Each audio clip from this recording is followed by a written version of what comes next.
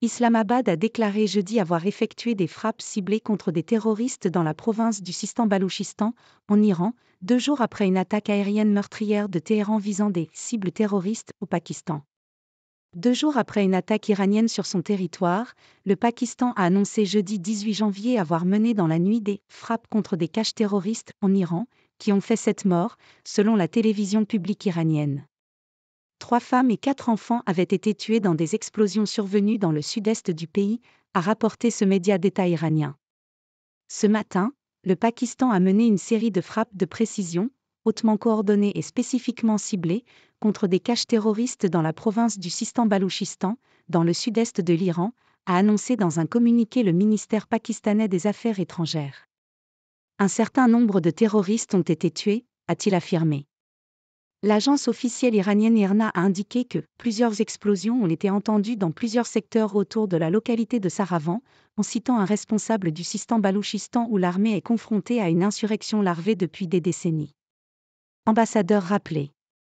Téhéran avait également mené mardi soir une frappe aérienne contre des cibles terroristes au Pakistan.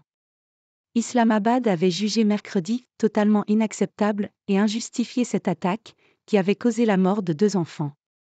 La mesure de ce matin a été prise au vu de renseignements crédibles sur d'imminentes activités terroristes sur une large échelle, a précisé jeudi le ministère pakistanais des Affaires étrangères. Selon des médias pakistanais, l'attaque iranienne s'était produite près de Panjgur, dans le sud-ouest de la province du Baloutchistan, ouest, où Pakistan et Iran partagent une frontière d'1 millier de kilomètres. En réponse, le Pakistan a rappelé son ambassadeur en Iran et décidé d'empêcher le retour de l'ambassadeur iranien, qui est actuellement dans son pays. Riposte par missile et par drone.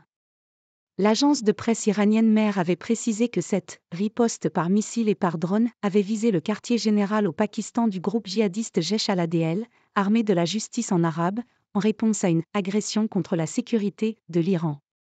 Jaish al-Adl, formé en 2012, a mené plusieurs attaques sur le sol iranien ces dernières années.